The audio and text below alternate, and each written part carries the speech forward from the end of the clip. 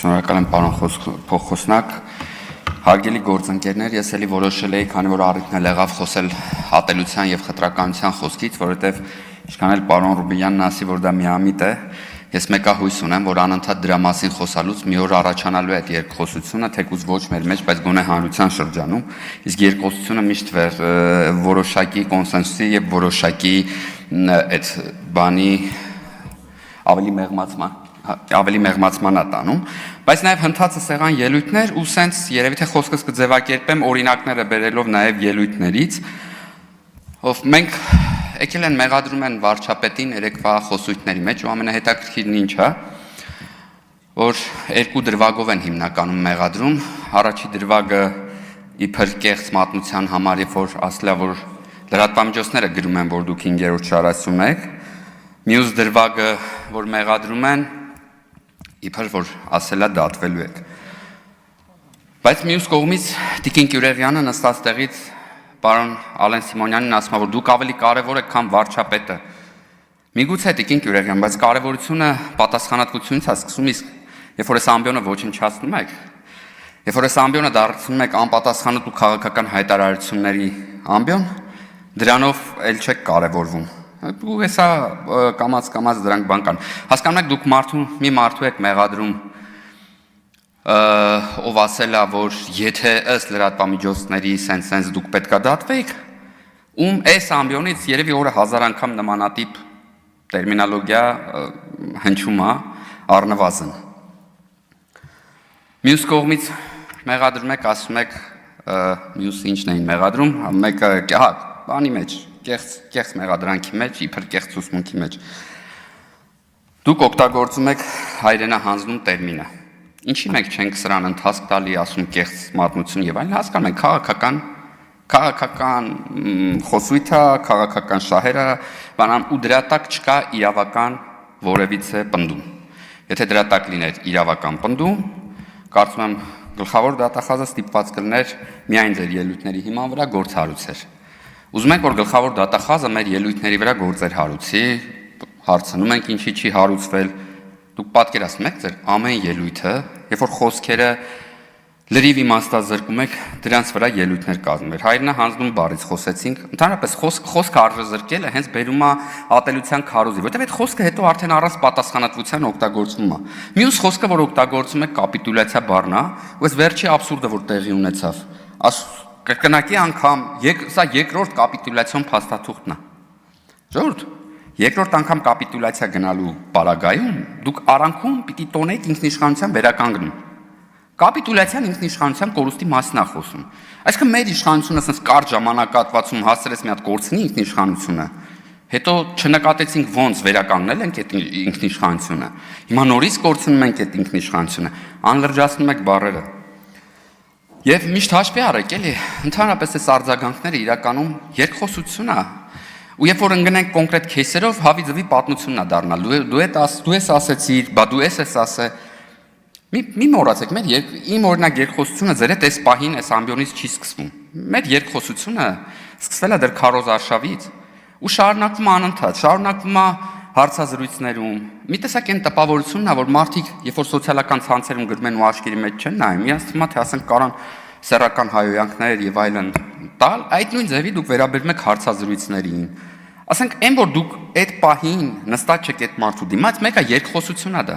Երբ որ հարցազրույցներում դուք օգտագործում եք վիրավորանքներ, երբ որ հարցազրույցներում դուք մեղադրում եք դավաճանության մեջ, բայց դրա իրավական հիմք, երբ որ ուզում ենք չկա տակը, հայրենահանձնության մեջ, բայց դրա իրավական հիմքը չկա, էլ ինչ երեսով պիտի գաք մարդուց, որի հասկանում եք, այս մարդկանց նյարդերը կարող է մեր բոլորի ձերն էլ, մերն էլ 100% լարվածության տակ է։ Ու ցանկացած բառ, ցանկացած վիրավորանք կարա հանգիստ առաջացնի հակադարձումը։ Վերջը գալու է մի օր, որ մենք մեր տված մեր ասածները, մեր բառերը կարևորենք։ Ուզում ենք ամբիոնը կարևորենք, բայց միևնույն պահին Տիկին Թագուհի Թովմասյանը այս ամբիոնից հանցագործության մասին հաղորդում է փորձում տա դատախազին ու մի հատ նկարի վրա հիմնված եզրակացություններ անում, թե բա 10 հոգի էին ներկա։ Ախր Տիկին Թովմասյանը շատ մեծ փորձ ունի քաղաքական, եւ ես չեմ հավատում, որ Տիկին Թովմասյանը չգիտի, որ այցերը կարան ունենան պատվիրակություններ, որոնք բոլորը չի որ նկարների մեջ երևալու են։ Միգուցե սկզբից ճշտվեր, միգուցե ունենար հիմնավոր կասկածներ, հիմնավոր կասկածների դեպքում նոր օգտագործել այս ամբիոնը։ Ախր հետո ուզում եք կարևորեք այս ամենը, չի լինելու, չի կարևորվելու։ Մյուսը ուզում եմ խոսել բանից, թիրախավորումից, խտրականությունից եւ այլն, մեկ էլ էստեղից խոսում է Տիկին Գալստյանը ու թիրախավորում է կնոջը։ Հետո էլ ասում է ես իրավական ձևակերպումով եմ տվել ու ով չի հասկանում որ դրանով մի գնդակով փորձում եք երկու նապաստակ խփեք մի կողմից ձեռ առնեք օրենքը մյուս կողմից վիրավորեք անձին շատ կներեք բայց տարբեր ձևակերպումներ ճիշտ կարան լինեն ամուսինների դեպքում կարելի է ասել հետը բնակվողը հազար ձևակերպում կա բայց կա նաև կիրթ ու գրական ձևակերպում ու դուք պարտավոր եք խոսել կիրթ եւ գրական Մյուս հատվածով Արծվիկ Մինասյանը, իմիջայլոց Արծվիկ Մինասյանն մի քիչ երկար կանդրադառնամ, որովհետև կարծում եմ խոսքի առումով խմբակցությունում բավականին մեծ կալիբր ունի։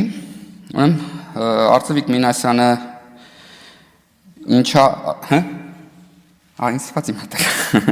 ինչ է ասում Արծվիկ Մինասյանը։ Արծվիկ Մինասյանը ուզում է, որ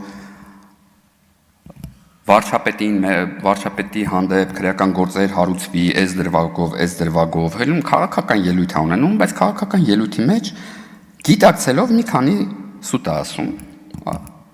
Մեզ հայտարարում է ամենահարուստը եւ հայտարարում է, որ ամենաշատ մեդիաները մենք ունենք։ Չէ, բայց Արծվիկ Մինասյանը գիտի, չէ, որ մեդիաներն են իրենց պատկանում։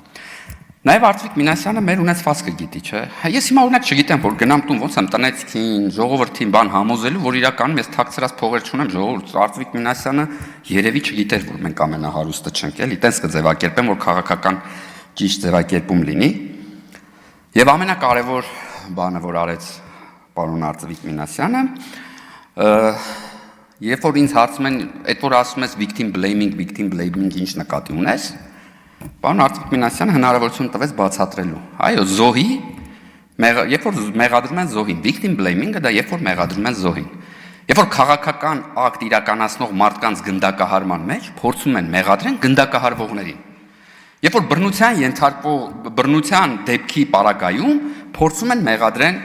բռնության զոհին։ Այս է victim blaming-ը, երբ որ մարտի 1-ով փորձեցին մեղադրեն վարչապետ Նիկոլ Փաշինյանին եւ վերջում էլ կարճ արցախցիների մասին։ Ես ամենաշատ երևի նեղվողներից մեկն էլ ես եմ արցախցիների հանդեպ խտրական վերաբերմունքից։ Բոլոր միջազգային կոմպետենտ կառույցները ընդունել են, որ դրական խտրականություն գոյություն չունի։ Եվ այն ինչ որ դուք անում եք արցախցիքի հետ, դա խտրականություն է, որը կարող է առաջացնի իր հերթին նաեւ բացասական խտրականություն։ Երբ որ դուք արցախցիքին ինստիտուցիոնալացնում եք, երբ որ դուք արցախցիքին որպես առանձին խումբ եք դիտարկում, երբ որ դուք արցախցիքին համոզում եք չդառնալ քաղաքացիներ այստեղի, բայց միառժամանակ համոզում եք պահանջել վարչապետի հրաժարականը, դա նույնպես խտրականություն է եւ ձեր պատկերացածով դրական խտրականությունը իր հետևից բերում է նաեւ բացասական խտրականությունը։ Եվ խնդրում եմ այսուհետ Ընդհանրապես իրադարձություններ եւ այլն քննարկելուց նույնիսկ դրական լույսի ներքո չառանձնացնել արցախցիներ, երևանցիներ եւ այլ տեղերի բնակիչներ տերմինը։ Եվ ես էլի հույս ունեմ, որ այս երկխոսությունը մեկ այս մի օր հասնելու եմ տեղ, որ այս երկխոսությունը նաեւ լրագրողները կմտնեն մի օր այս երկխոսության մեջ, որ լրագրողները կդադարեն օրինակ վիրավորական եւ ամենա տենց արտահայտիչ հարցազրույցի ժամանակ տողերը բերել որպես վերնագիր, որը լրագրողների միջազգային էթիկայի միջազգային ֆեդերացիայի ձևակերպմամբ լրատվության էթիկայի խախտումը։ Ես հույս ունեմ ու ես առանց հոգնել սրա մասին խոսելու եմ, շնորհակալություն։